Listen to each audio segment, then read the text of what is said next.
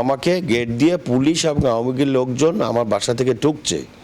আমার বিল্ডিংয়ের সহকর্মীরা আমাকে ফোন করে তারপরে বলেছেন যে ভাই আপনি একটু বের হয়ে যান। আমি অন্য গেট দিয়ে কোনো রকম বের হয়ে পার পেয়েছি এবং এরপর থেকে প্রায় 1 মাস আমি আমার এলাকায় পর্যন্ত প্রবেশ করতে পারিনি।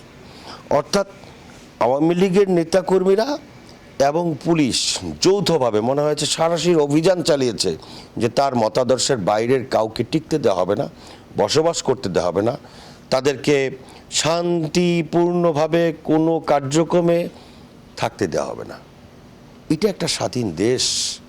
গত 15 বছরের কার্যক্রমে মনে হয়েছে এটি কোনো স্বাধীন দেশ। এই জন্যই কি মহান মুক্তিযুদ্ধ সংগঠিত হয়েছিল?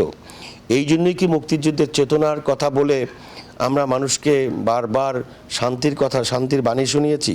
বা আওয়ামী লীগ যে মুক্তিযুদ্ধের চেতনার কথা বলতো, যেই আওয়ামী লীগ মুক্তিযুদ্ধের চেতনার দাবিদার, যে আওয়ামী লীগ মুক্তিযুদ্ধের নেতৃত্ব দানকারী দল হিসেবে দাবি করে, সেই আওয়ামী লীগের মুক্তিযুদ্ধের চেতনা কি এই ছিল যে ভিন্ন মত পোষণকারীরা তার বাড়িতে থাকতে পারবে না, এলাকায় থাকতে পারবে না, ব্যবসা বাণিজ্য করতে পারবে না, চাকরি বাকরি করতে পারবে না, নিজের জমি দখলে রাখতে পারবে না, আরেকজন তার জমি দখল করে নিয়ে যাবে?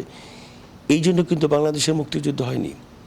মহান মুক্তিযুদ্ধের যে মূল স্বপ্ন সেটি হচ্ছে মানুষ তার বাক স্বাধীনতা নির্ভয়ে প্রকাশ করবে।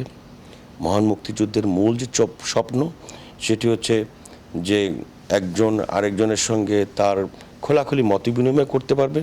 মহান মুক্তিযুদ্ধের যে মূল স্বপ্ন সেটি হচ্ছে একসাথে এক ঘরে এক মহল্লায় একসাথে বসবাস করবে, ভাব বিনিময় করবে।